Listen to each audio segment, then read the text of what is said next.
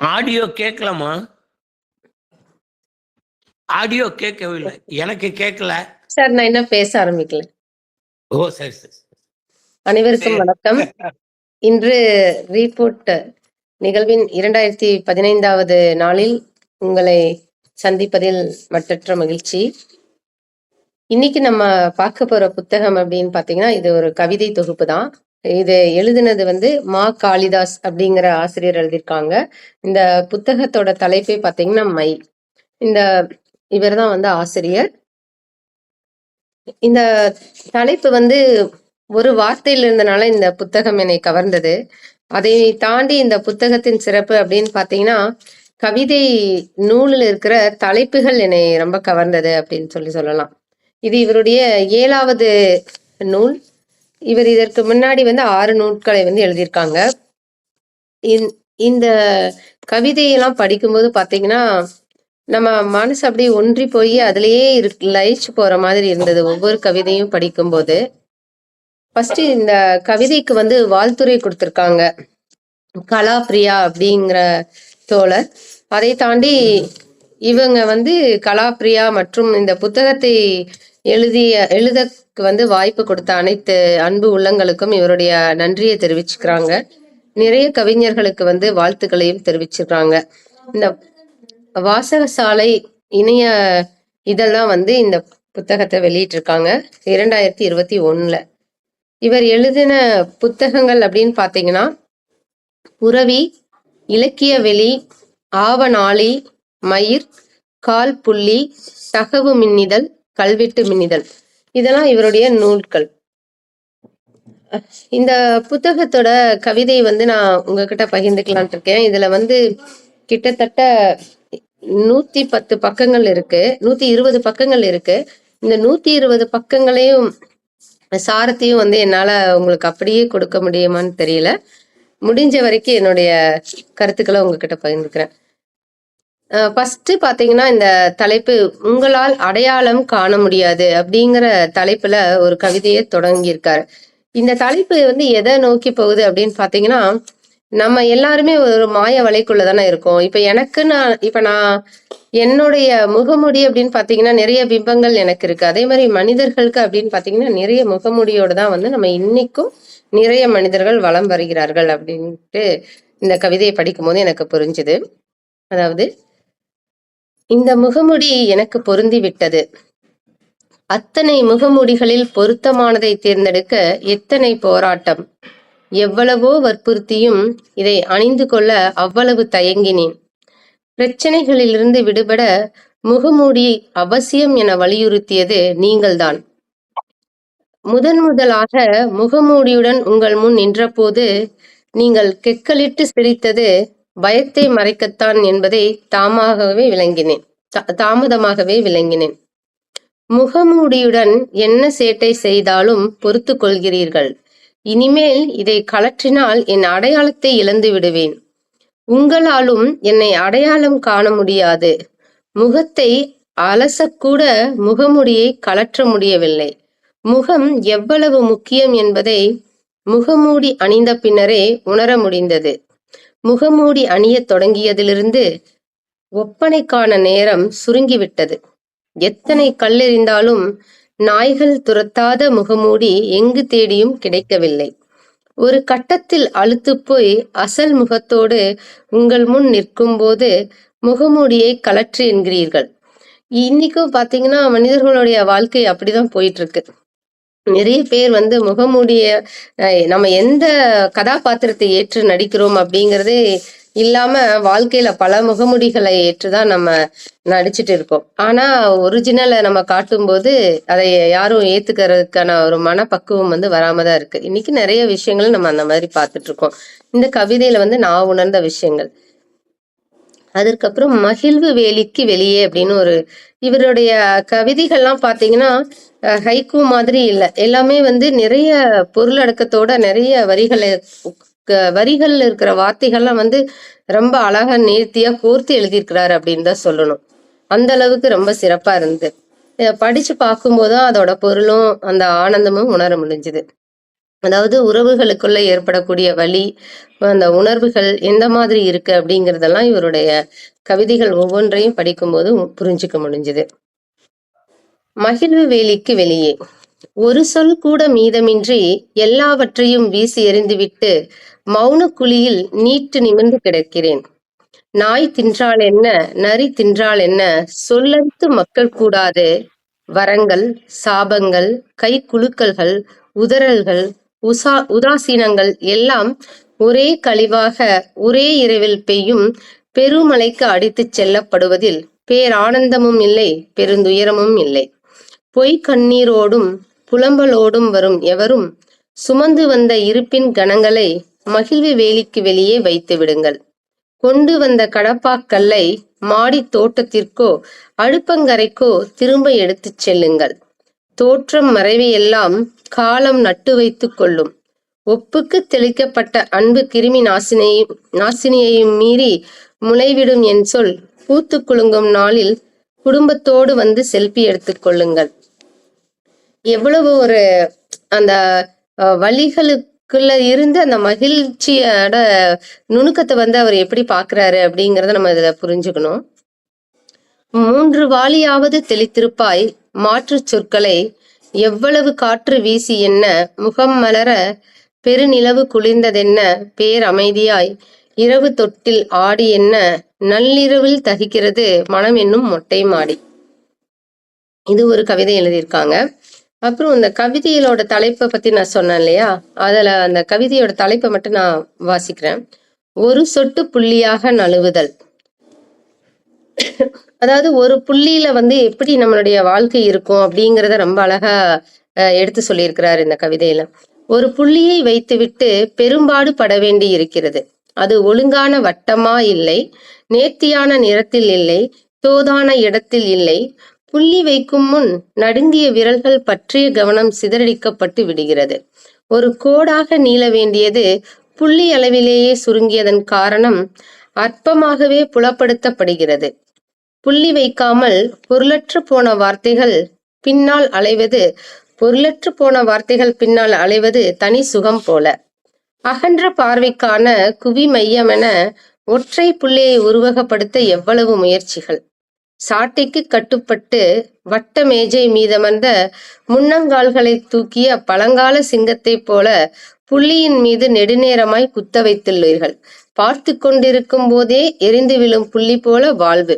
ஒரு சொட்டு புள்ளியாக நழுவுவதை மூக்கு கண்ணாடியை மேலேற்றி பார்க்கிறது யாருடையதோ காலம் அப்படின்னு சொல்லிட்டு இந்த ஒரு புள்ளிக்கு எவ்வளவு ஒரு நுணுக்கமான வரிகளை வந்து இதுல எடுத்து காட்டியிருக்காரு அப்படிங்கிறத புரிஞ்சுக்கலாம் நம்ம. அதுக்கப்புறம் உண்டியலில் போட்ட சாவி அப்படின்னு ஒரு கவிதை எழுதியிருக்காரு. இன்னைக்கும் நம்ம எத்தனையோ விஷயங்களை வந்து கண்டெடுக்கிறோம் வாழ்க்கையில. ஆனா அந்த கண்டெடுத்ததற்கு பின்னாடி நம்ம ஒரு கதையே வச்சிருப்போம். இந்த பாவ புண்ணியம் சமாச்சாரங்கள் ஆகட்டும், ஒரு சிலர் பாத்தீங்கன்னா இது கடவுள் தந்த பரிசு அப்படிங்கிற மாதிரி எடுத்துட்டு கண்டெடுத்த விஷயங்கள் எல்லாம் நம்ம நினைச்சு பார்த்துக்குவோம். அந்த மாதிரி இந்த ஒரு கவிதை, உண்டியலில் போட்ட சாவி. கண்டெடுத்த சாவியை என்ன செய்வதென தெரியாமல் திணறுகிறான். எங்கு பார்த்தாலும் பூட்டப்பட்ட கதவுகளே தென்படுகின்றன. சாவியை கொண்டு நாலாபுரமும் வெளியை திறக்க முயல்கிறான். எதையோ திறந்து விட்டதாகவும் பெருமை கொள்கிறான்.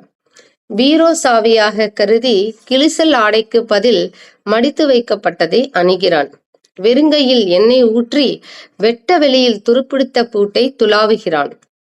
கண்டெடுத்தது மாற்று சாவியா அசலா என திருப்பி திருப்பி பார்க்கிறான். தன் சொந்த சாவியை போல இடுப்பு கயிற்றில் இறுக தொங்க விடுகிறான்.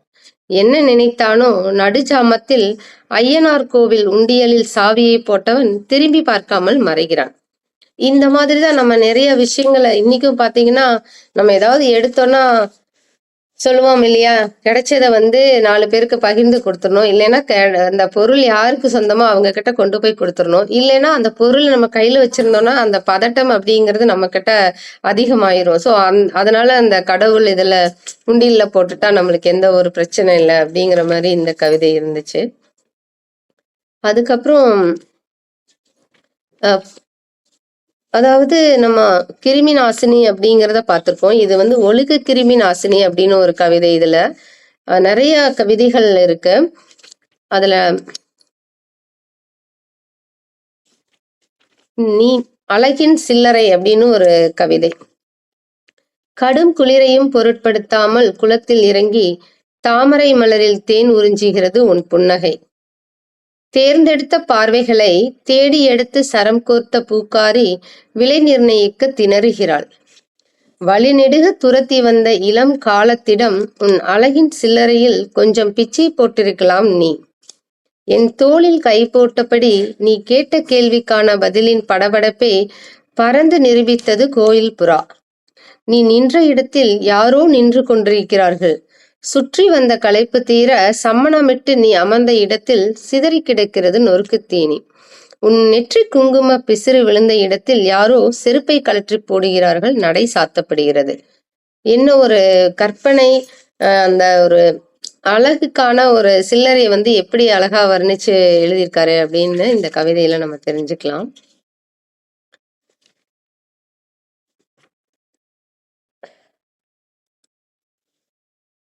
அதற்கப்புறம் குளுமையை போர்த்திய தேநீர் அப்படின்னு ஒரு கவிதை. அந்த அந்த கவிதை பார்த்தீங்கன்னா, அந்த தேநீர் குடிக்கிறது அதை பத்தி ரொம்ப அழகா வர்ணிச்சு எழுதியிருப்பாரு. அதே மாதிரி பலூன்களின் சாபம் அப்படின்னு சொல்லிட்டு ஒரு பலூன் எந்த மாதிரி இருக்கும் அப்படிங்கிறத பத்தி ரொம்ப அழகா சொல்லியிருப்பாரு. அந்த கவிதையை உங்களுக்கு வாசிக்கிறேன். தன்னை உப்பி பெருக்க வைக்கும் வாயை முதலில் பலூனாக மாற்றுகிறது பலூன். அதை கொஞ்சம் யோசிச்சு பார்க்கணும். எல்லையில்லாமல் பறக்கும் ஆசையை இழுத்து பிடித்திருக்கும் மறுமுனையின் இப்போதைய தேவை உள்வாங்கப்படாத பலத்த காற்று. கூட்டமாக என்றாலும் சிறு முடிச்சில் கட்டுண்டு பறப்பதா சுகம். ஒவ்வொரு நாளையும் திருவிழாவாக ஊதித்தள்ளும் முனைப்பின் மீது யாரோ இறக்கிய கூறுகள் வெடித்து கிடக்கிறது வெளியெங்கும். பறத்தல் வெடித்தல் ஏதுமின்றி ஊதப்படாமலே மட்குவது சில பலூன்களின் எவ்வகை சாபம். எத்தனை கூர்முனைகள் துளைத்தும் அவ்வளவு காதலோடு யாருக்காக அந்தரத்தில் பறக்கிறது பூமி பலூன். ராட்சச பலூனில் மரணக்காற்றை ஏந்தி வரும் தேவதைக்காக கடைசி வரியை முடிக்காமலே வைத்திருக்கிறேன். ஒரு பலூனோட சாபம் எந்த மாதிரி இருக்கும் அப்படிங்கிறத இந்த கவிதையில சொல்லியிருப்பாரு. அதற்கப்புறம் பாத்தீங்கன்னா, இந்த கவிதையோட தலைப்புகள், அதாவது கனவு தோட்டத்திற்குள் காலார நட, பூனைக்கு சொந்தக்காரன் நான் இல்லை. அதாவது ஒரு சின்ன ஒரு வார்த்தை 2 வார்த்தை இருக்கும். ஆனா இந்த கவிதைகள் எல்லாம் படிக்கும்போது அந்த தலைப்பே வித்தியாசமா இருந்துச்சு. பின் தொடரும் மௌன சாத்தான், மனநாய்க்கு பழகிய முகம், நெடுவீதியில் உலாத்தும் கடவுள், இந்த மாதிரி வித்தியாசமா இருந்தது. இதுல தற்கொலைக்கு முயலும் கடவுள் அப்படின்னு ஒரு கவிதை கொடுத்திருக்காங்க. அதுக்கப்புறம் நாளைய நெசவுக்கான இரவு தறி அப்படின்னு சொல்லிட்டு ஒரு கவிதை. கனவு நெய்யும் பேரிரைச்சலில் நேற்றிரவு முழுக்க தூங்கவே இல்லை. ஒரு பக்கம் சொற்களை தார் சுற்றும் சத்தம், ஒரு கையால் பெட்டி பலகையையும் மறு கையால் தத்தி கயிறையும் இழுக்க மீதி கட்டையின் நடனக்கதியில் நிறைவேறாத பழைய கனவை நேற்றைய கனவோடு பின்னிக் கொண்டிருந்தது ஊடாடிய ஓடம். சீர் உருளையில் சிக்கிக்கொண்ட கனவை கிரீச் ஒளியோடு கரக்கோளால் நகர்த்துகிறாள் காலச்சீமாட்டி. ஏதோ முனகியபடி அருந்த பாவை யாரோ பிணைத்து கொண்டிருந்தார்கள். நெய்ததை அறுத்து கூலி பெற்றதும் சிவாஜி கணேசன் பாடல்களை அசை போட்டபடி சலனமற்று கிடந்தது நாளைய நெசவுக்கான இரவுத்தறி. இத ஒரு அந்த நெசவாளிகளுடைய அந்த கனவுகள்லாம் எந்த மாதிரி இருக்கும் அப்படிங்கிற மாதிரியான ஒரு வரிகளை உள்ளடக்கியதா இருந்துச்சு. அதுக்கப்புறம் சொல்லெனும் கூர் அப்படின்னு ஒரு கவிதை. இந்த கவிதை பாத்தீங்கன்னா ரொம்ப பெரியதா இருந்தது. இதுல இருக்கிற கவிதைகள் எல்லாமே ஒரு பக்கத்துக்கு அந்த மாதிரி எழுதியிருந்தாங்க. ரொட்டி போட்டவுடன் எச்சில் வடிய கவ்விக்கொண்டு ஓடிய நாயை போல கொஞ்சம் கவனக்குறைவாக இருந்தபோது யாரோ களவாடி சென்று விட்டார்கள் ஒரு குறுகிய சந்தில் எதேச்சையாக கிடைத்த சொல்லை. மேலாக இனிப்பு தடவிய சொல்பவர் சொன்னால் எளிதில் நம்பக்கூடிய பொன்னொழித்தில் மேலாக இனிப்பு தடவிய சொல்பவர் சொன்னால் எளிதில் நம்பக்கூடிய பொன்னெழுத்தில் பொறிக்கத்தக்க மந்திரச் சொல் அது. என் கதாபாத்திரத்தை கொல்வதற்காக துருப்பிடித்த அந்த ஒரு கூர்மையான சொல்களை எத்தனை நாளாய் தேடிக்கொண்டிருந்தேன் தெரியுமா? காலியான கூட்டுக்கு பதிலாய் கருணைக்கிழங்கு மசியலை போல ஒரு கரண்டி அள்ளி வைத்ததை உணர்கிறேன். பிழையானதென தெரிய மனமின்றி ஒவ்வொரு முறையும் பயன்படுத்தும் சொல்லை மக்கும் சொல் மக்காத சொல் எதுவென வகைப்படுத்தி மாநகராட்சி வண்டியில் கொட்டி வந்த பிறகும் அனுதினமும் நிரம்பத்தான் செய்கிறது குப்பை வாளி. வழிவிட கேட்டு ஆம்புலன்ஸை போல உள்ளே அலறிக்கொண்டே முன்னேறுகிறது. காயம் பட்ட அல்லது காயப்படுத்திய சொல் காணாமல் போனது கிடைக்கலாமென சின்னவளின் மணிப்பர்ஸை போல திறந்தபோது கூகுளிலிருந்து கொட்டியது அவரவர் வாழ்க்கையின் குறுக்கெழுத்திற்கான புதிருக்கான சொல்லும். இன்னைக்கும் நம்ம பாத்தீங்கன்னா அந்த ஒரு சொல் கொல்லும் ஒரு சொல் வெல்லும் அப்படின்னு சொல்லிட்டு சொல்றோம்.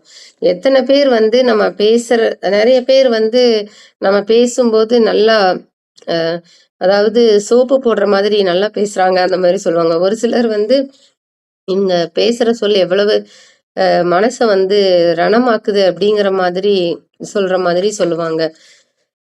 ஸோ அந்த சொற்களை பயன்படுத்தும் போது எவ்வளவு கவனமாக நம்ம பயன்படுத்தணும் அப்படிங்கிறத அதை நம்ம இந்த இடத்துல புரிஞ்சுக்கணும்.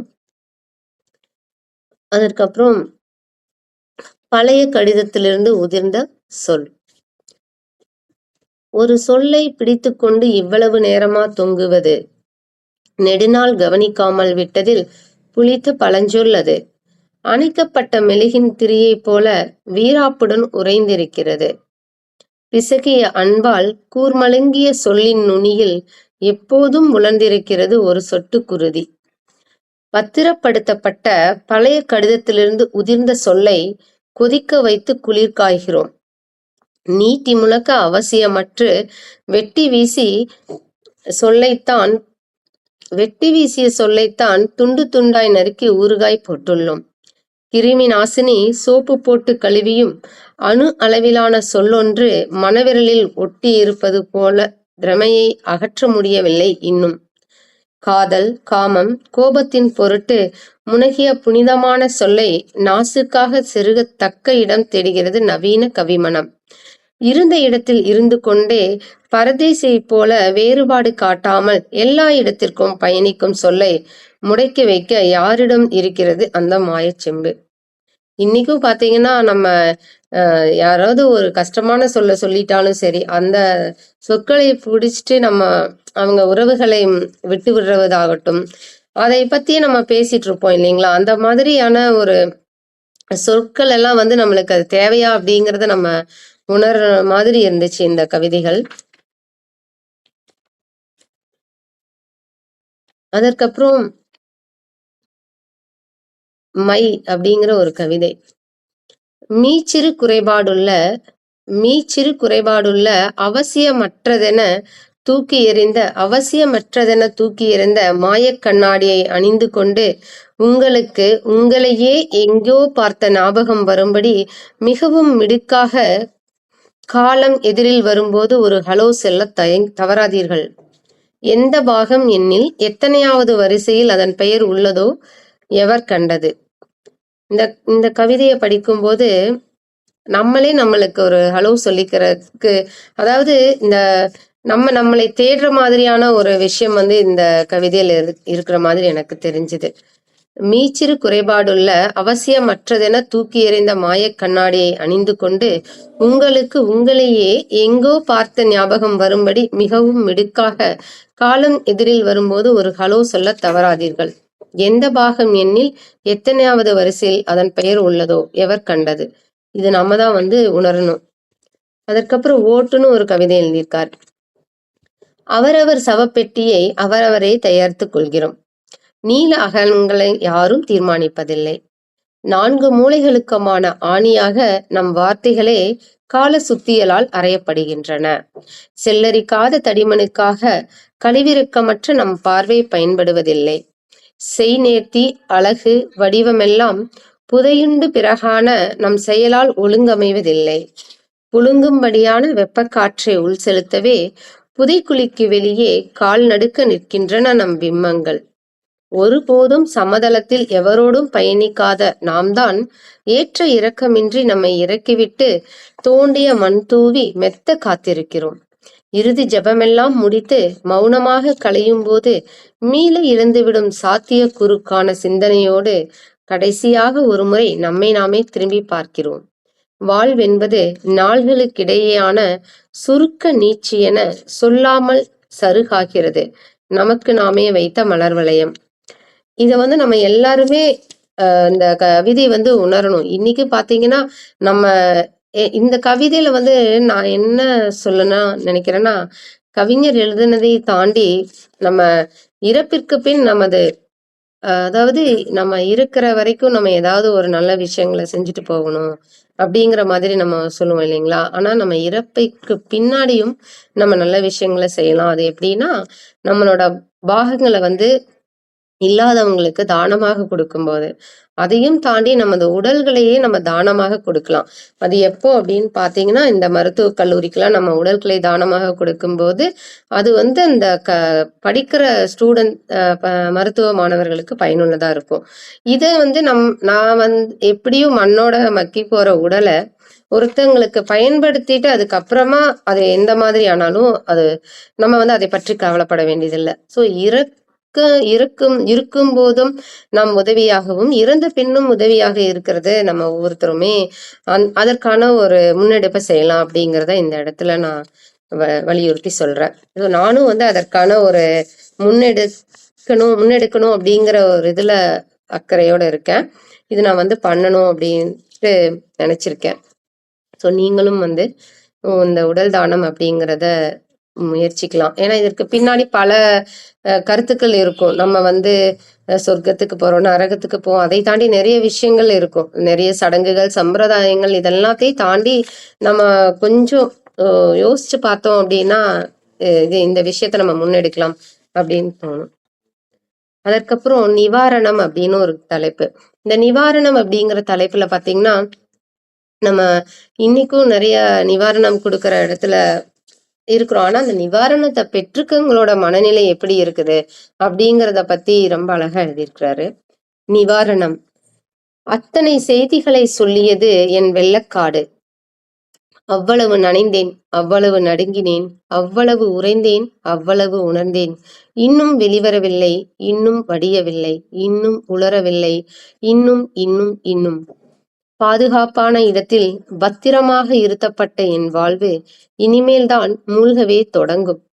வழித்தெடுக்க முடியாமல் ஒரு மூலையில் புற்று போல வளரும். சுவரின் மீது அப்பிய பூசணத்தை சுரண்டி எடுத்து விடுமா உன் நிவாரணம்? புயல் கரை கடந்து சுல்லென்றடிக்கிறது வெயில். என் கண்ணுக்கு மட்டும் புலப்படாமல் மையம் கொள்கிறது மற்றொரு சூறாவளி. இந்த நிவாரணத்தை வாங்கிட்டு இந்த இருக்கக்கூடிய மக்களோட நிலைமைய அவங்களோட வழிகளை ரொம்ப அழகா எடுத்து இந்த கவிதையில சொல்லியிருக்கிறாங்க. ஆனா நம்ம நிவாரணம் கொடுக்கறதே அதையெல்லாம் கூட நம்ம கொஞ்சம் யோசிக்கலாம் இந்த இடத்துல. ஆனாலும் அவங்களுடைய வாழ்வியல் எப்படி இருக்கு அப்படின்னா, அடுத்த சூறாவளி எப்ப வரும் அப்படின்னு தெரியாத அந்த கணத்திற்காக தான் அவங்க காத்துட்டு இருக்கிற மாதிரி இந்த கவிதைகள்ல சொல்லியிருக்காங்க. அதற்கப்புறம் புன்னகை விளிமியங்கள்.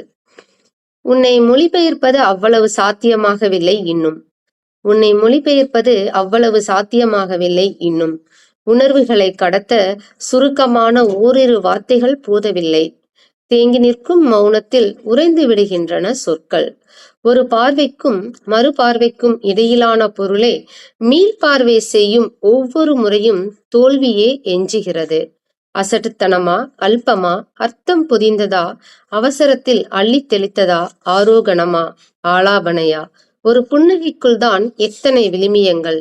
தெரித்து விழுந்த துளி உப்பு கரிக்கிறது, இனிக்கவும் செய்கிறது. எங்கே தேட இதற்கான மூலக்கூறை? எங்கே தேட இதற்கான மூலக்கூறை?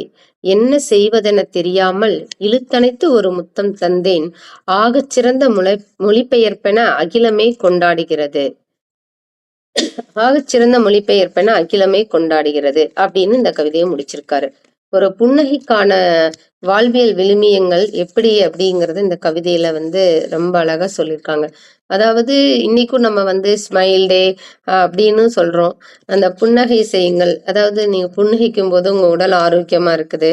இதெல்லாம் சொல்றோம். ஆனா அந்த புன்னகையை வர்ணிக்கிறதுக்கு எவ்வளவு ஒரு வார்த்தைகளை தேர்ந்தெடுத்து அதை வந்து ஒரு கவிதையா வடிச்சிருக்காரு அப்படின்னு இதை படிக்கும்போது ரொம்பவே எனக்கு ஒரு ஆச்சரியமா இருந்தது. அதே சமயம் ஒரு கவிதை எழுதுறது அப்படிங்கிறது அவ்வளவு ஒரு சாதாரணமான விஷயமா தெரியல. இவரெல்லாம் எழுதியிருக்கிறத படிச்சு பார்க்கும்போது எனக்கு மெய் சிலிர்த்தது அப்படின்னு தான் சொல்லணும். இந்த கவிதை புத்தகத்தை வந்து நீங்க ஒவ்வொருத்தருமே வாங்கி படிக்கலாம். ஏன்னா இதுல இருக்கிற ஒவ்வொரு கவிதை ஒரு பக்கத்துல இருக்கிற கவிதைய படிச்சுட்டு அதை நம்ம அலசி ஆராய்ஞ்சோம் அப்படின்னா நிறைய விஷயங்கள் இருக்கும். அந்த மாதிரி இருந்தது. இதுல உங்கள் வயது அப்படின்னு சொல்லிட்டு ஒரு கவிதை. உங்கள் வயது ஒரு எண் இன்னொரு எண்ணாக மாறும்போது உங்கள் இறகுகளில் பதற்றம் தொற்றிக் கொள்கிறது. இன்னொரு எண்ணாக மாறும்போது உங்கள் இறகுகளில் பதற்றம் தொற்றிக் கொள்கிறது. மாறிய எண் தரதரவென எங்கோ இழுத்துச் செல்வதாய் துணுக்குறுகிறீர்கள். மாறிய எண் தரதரவென எங்கோ இழுத்துச் செல்வதாய் துணுக்குறுகிறீர்கள். யாரை பற்றியும் எதை பற்றியும் கவலையின்றி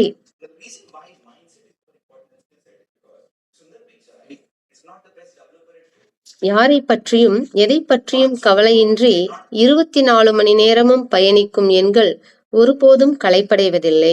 ஒரு குவளை தண்ணீருக்காக ஒருவர் வாசலிலும் நிற்பதில்லை. பயணித்த பாதையிலேயே பயணிக்கும் போதும் சலிப்படைவதில்லை. நம்பிக்கைகள், துரோகங்கள், கிண்டல்கள், புன்முறுவல்களை எதிர்கொண்டபடி தங்கள் சூலேசில் அவ்வப்போது முடிச்சை சரி செய்தவாறு நின்று நிதானமாக ஓடுகின்றன எண்கள். ஓடாமல் ஒரே இடத்தில் நினைத்திருப்பவை அழித்து அழித்து எழுதப்படுபவையே. தோற்றம் மறைவுக்கு கட்டுப்பட்டவையே. அதிகமும் உங்கள் கண்களில் தென்படுகிறது. வலசை போகும் பறவைகள் கொத்து கொத்தாய் தூக்கிச் செல்லும் எண்களில் தவறி விழுந்ததை உற்று கவனியுங்கள். அதுதான் உங்கள் வயது. இன்னைக்கு நம்ம வந்து ஒரு வயது கூடிருச்சு அப்படின்னா நம்மளுடைய அனுபவம் வந்து அதிகமாயிருச்சு. அதை தாண்டி நம்ம வந்து ஒரு மெச்சூரிட்டியான மனிதர்களா மாறிட்டு இருக்கிறோம் அப்படிங்கிறதெல்லாம் தாண்டி இந்த வயது அப்படிங்கிறது எப்படி அப்படிங்கிறத பத்தி அதாவது உங்க வயசை சொல்லுங்க அப்படின்னு கேட்டா அதை சொல்றதுக்கு நிறைய பேர் தயங்குறோம். ஏன்னா இன்னைக்கு அது நம்மளுக்குள்ள ஏதோ ஒரு பதற்றத்தை கொடுக்குற மாதிரியான ஒரு விஷயமா நம்ம நினைச்சுக்கிறோம். அதை தாண்டி நான் என்ன நினைக்கிறேன்னா வயது அதிகமாக அதிகமாக நம்மளுக்கான அனுபவங்கள் அதிகமாகுது.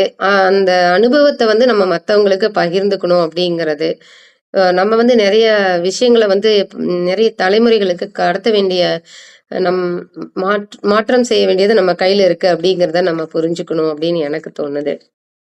ஸோ இந்த மாதிரி வயதுக்கான கவிதையை வந்து குறிப்பிட்டிருக்கிறார். அதற்கப்புறம் பாத்தீங்கன்னா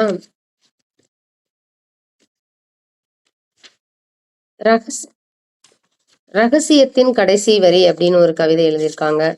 அதுக்கப்புறம் பேரன்பின் பெருங்கிளை, இது வந்து கவிதையோட தலைப்பு பேரு. அதுக்கப்புறம் விதவிதமான இம்கள் அப்படின்னு ஒரு தலைப்பு எழுதியிருக்காங்க. இந்த மாதிரி தலைப்புகள் வந்து வித்தியாசமா இருந்துச்சு. பெருமகிழ்வின் துணுக்கு அப்படின்னு ஒரு கவிதை. இன்னதென தெரியாமலே மாலை நேர தின்பட்டமாக வாயில் அதக்க துடித்தாய். சுவை போதா குறைக்கு உப்பு காரத்தை தூக்கலாக தூவிக்கொண்டாய். சிம்மில் வைத்து லேசாக சூடுபடுத்தினாய். கவனிக்காமல் விட்டதில் அடிபிடித்ததை சுரண்டி எடுத்தாய். அவசரமாய் தின்னும்போது சிதறியவற்றை எறும்புகள் இழுத்துச் செல்ல சுவரோரமாய் நகர்த்தினாய். திருடி தின்ற சுவடு தெரியாமல் மீதமானவற்றை நெகிழிப்பையில் முடிச்சிட்டு குளிர்சாதன பெட்டியில் நீ வைத்த பெருமகிழ்வின் துணுக்கு உரையத் தொடங்கிய நேரத்தில் நிகழ்ந்தது அறிவிக்கப்படாத மின்வெட்டு. இந்த மாதிரி நிறைய பேருக்கு வந்து நடந்திருக்கும். நம்ம சின்ன வயசுல நம்ம எத்தனையோ நாட்கள் நம்ம இதெல்லாம் பண்ணியிருப்போம்.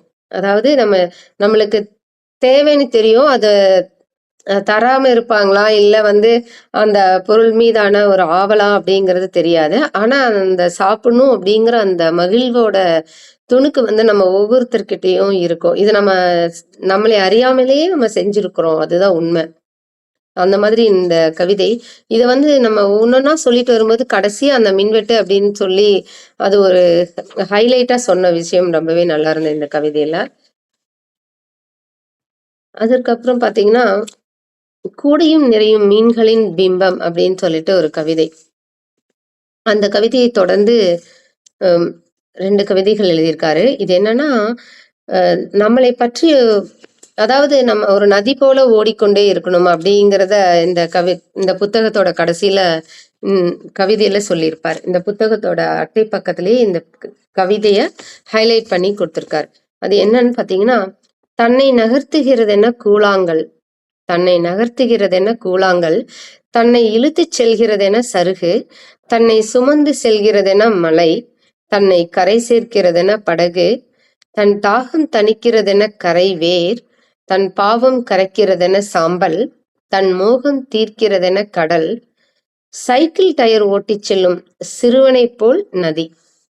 ஸோ இந்த மாதிரி அதாவது இன்னைக்கும் நம்ம என்ன நினைச்சிட்டு இருக்கிறோம் அப்படின்னா, நிறைய விஷயங்கள் நம்மளோட இது இயல்பா கடந்து போகுது அப்படிங்கறது தாண்டி இந்த விஷயங்கள்லாம் நடக்கிறத ரொம்ப அழகா எடுத்து சொல்லியிருக்காங்க.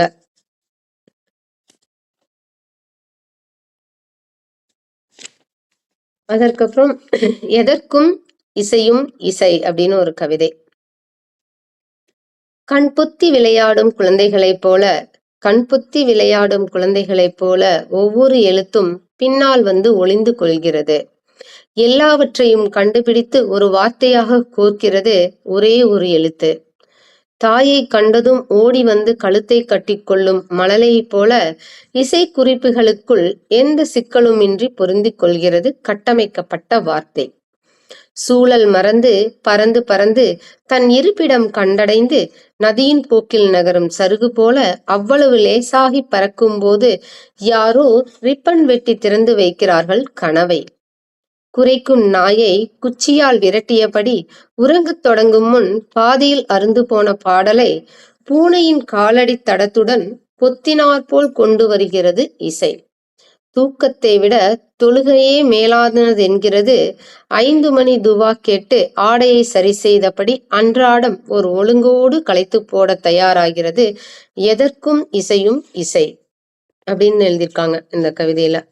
அதாவது அந்த ஒரு இசை அப்படிங்கறதை தாண்டி நம்ம ஒவ்வொரு எழுத்துல இருந்து நம்ம சொல்றோம் இல்லையா, அந்த சரிகம தனிசா அந்த 7 எழுத்துக்களை தாண்டி நம்ம ஒரு இசை வந்து சேர்க்கிறதுக்கு எவ்வளவு விஷயங்களை வந்து நம்ம கொண்டு வர வேண்டியது இருக்கு, கடத்த வேண்டியது இருக்கு, ஒரு வார்த்தையை சேர்க்க வேண்டியது இருக்கு, அந்த வார்த்தைகளின் வடிவம் வந்து எந்த மாதிரி இருக்கு, அதைக்குள்ள இருக்கிற அந்த உணர்வுகள் எப்படி இருக்குது அப்படிங்கறதெல்லாம் அவருடைய எடுத்து கொடுத்திருக்கிற வார்த்தைகள் பாத்தீங்கன்னா, தாயை கண்டதும் ஓடி வந்து கழுத்தை கட்டிக்கொள்ளும் ஒரு மழலையை போல அந்த இசை குறிப்புகள் வந்து எந்த ஒரு சிக்கலும் இல்லாமல் பொருந்தி இருக்குது.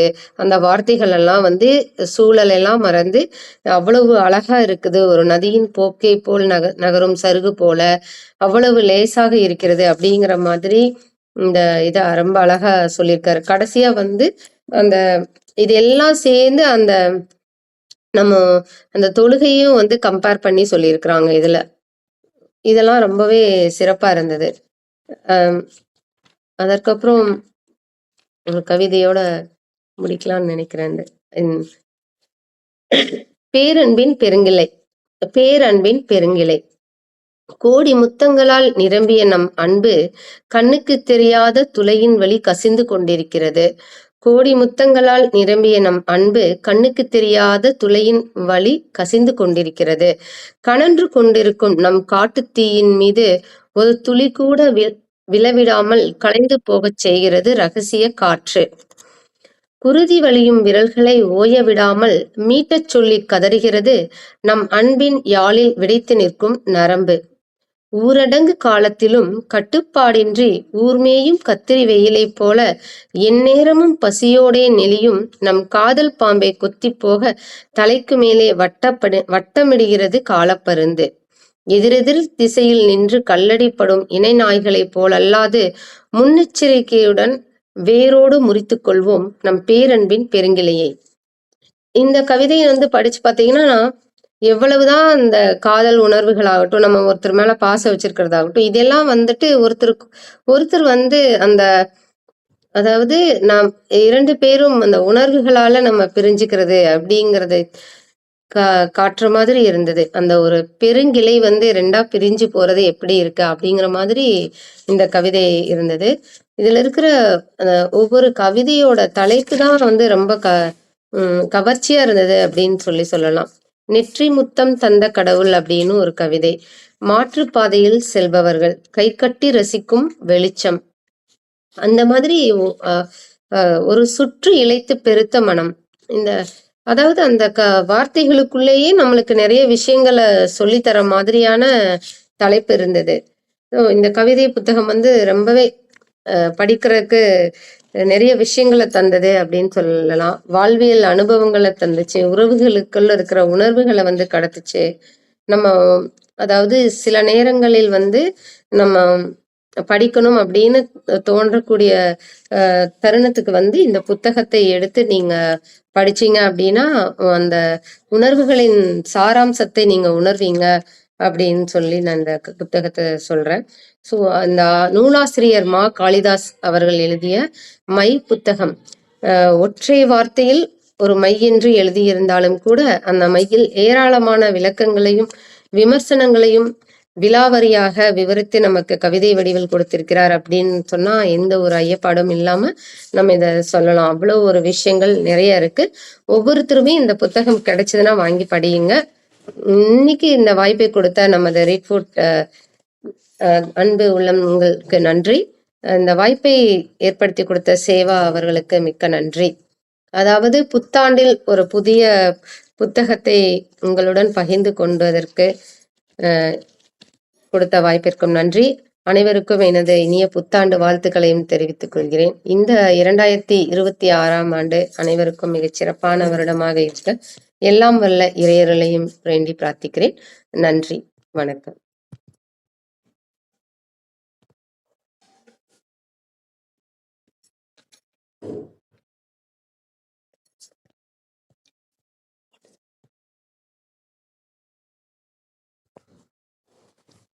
ஐயா, பின்னூட்டம் வழங்குறவங்க பின்னூட்டம் கொடுக்கலாங்க ஐயா.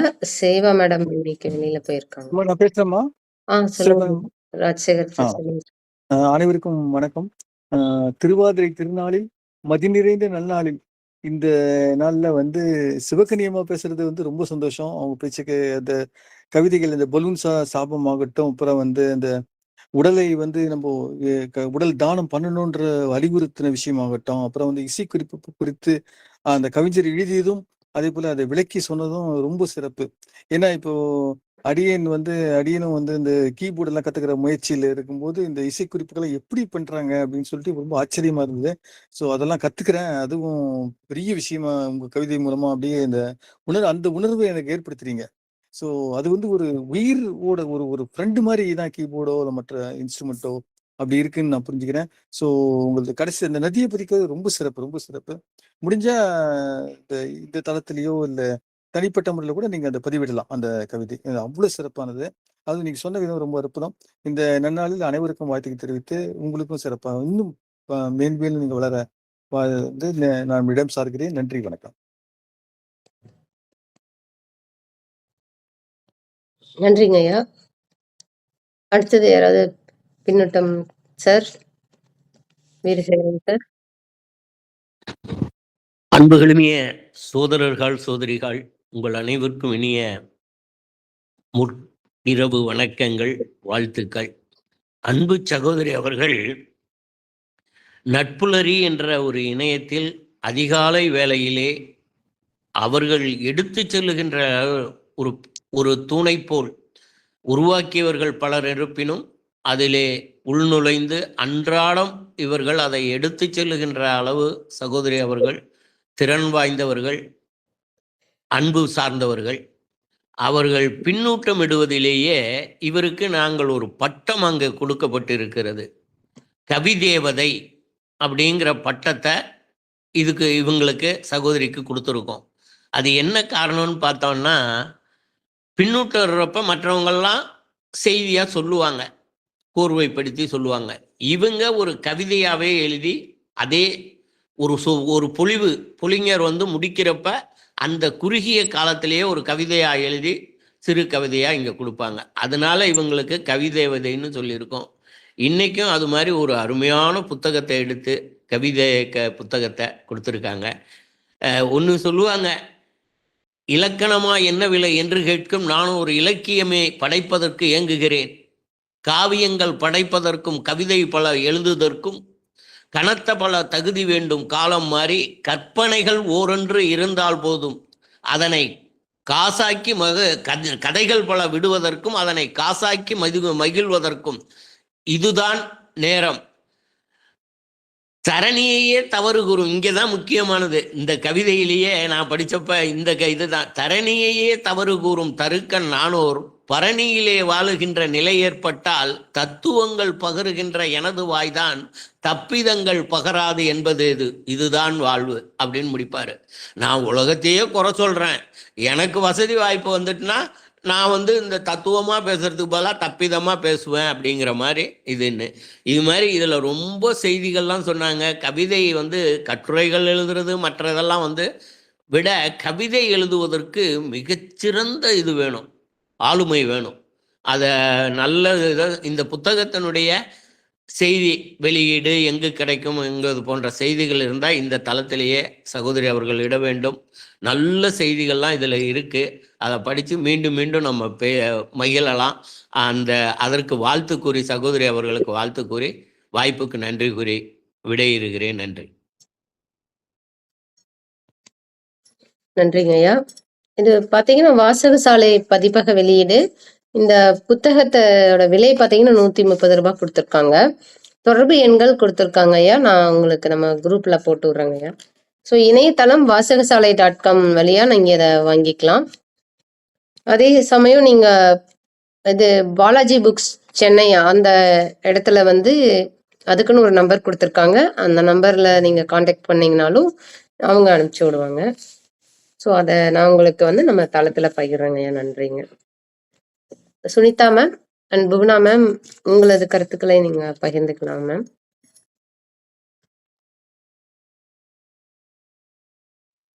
இல்லைன்னா நம்ம அன்பு சகோதரி சிவகன்னிக்கு புத்தாண்டு வாழ்த்துக்கள். இங்கே இணைந்திருக்கும் அனைவருக்கும் புத்தாண்டு வாழ்த்துக்கள். இவர் எப்பொழுதுமே அழகாக பேசுவார், நிறுத்தி நிதானமாக. ஒவ்வொரு வரியும் அழகா அதோட அர்த்தத்தோட சொல்லுவாரு. நான் இவரை மீட் பண்ணியிருக்கிறேன் உடுமலைப்பேட்டையில. ரொம்ப அருமையான சகோதரி. எனக்கு வந்து இதோட இன்னும் நிறைய பேசணும் ஆசைதான். ஆனா எனக்கு பழக்கம் இல்லாததுனால வரமாட்டேன்து. வாழ்த்துக்கள் சகோதரி. தேங்க்யூ. ரொம்ப நன்றிங்க குணாமா. நீங்க இணைந்ததே மகிழ்ச்சி. அதற்கப்புறம் நீங்க பின்னூட்டம் கொடுத்தது இதெல்லாம் எனக்கு ரொம்ப மகிழ்ச்சியான விஷயம்.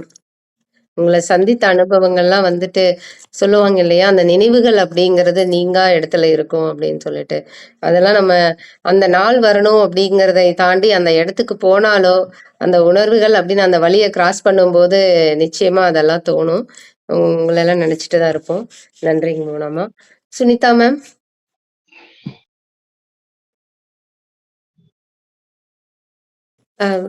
ஓகே, நன்றி. அனைவருக்கும் நன்றி. இந்த புத்தகத்தை இன்றைய நாளில் உங்களோட இருக்காங்க. சொல்லுங்க வாய்ப்பு இருந்தா அவங்களும் சாமிநாதன் ஐயா, உங்களது பின்னோட்டத்தை கொடுங்க, நான் கவனிக்கலாம் உங்களை. பாதி நிகழ்ச்சி கேட்டேன், பாதி நிகழ்ச்சி கேட்கவில்லை, போன் வந்துருச்சுங்க. ஆனால் சிறப்பாக இருந்தது, நன்றி, வாழ்த்துக்கள். அடுத்த மாசம் வந்து இந்த மாசமா என்ன நினைக்கிறேன், திருப்பூர்ல புத்தக கண்காட்சி நடத்துக்குதுங்க. சரிங்க ஐயா, அது சொல்லலாம்னு நினைச்சு. உங்களுக்கு தனிப்பட்ட மத்தவங்க யார் திருப்பூர்கார் நம்ம குழுவில் இல்லையில? ஆமாங்க ஆமாங்க, நிச்சயமா அதை நான் பாக்குறேங்க. ரொம்ப நன்றிங்க உங்களுடைய வாழ்த்திற்கு. அனைவருக்கும் நன்றி. உங்களது பின்னூட்டத்திற்கும் என்னை மேலும் மேலும் ஊக்கப்படுத்திய ஆதரவு கொண்ட அன்பு உள்ளங்களுக்கும் நன்றி. மீண்டும் அடுத்த மாதத்தில் இன்னும் ஒரு மிகச்சிறந்த புத்தகத்தை எடுத்து உங்களுடன் பகிர்ந்து கொள்ள ஆர்வமாக இருக்கிறேன். அனைவருக்கும் மீண்டும் வணக்கங்களும் வாழ்த்துக்களும். நன்றிங்க.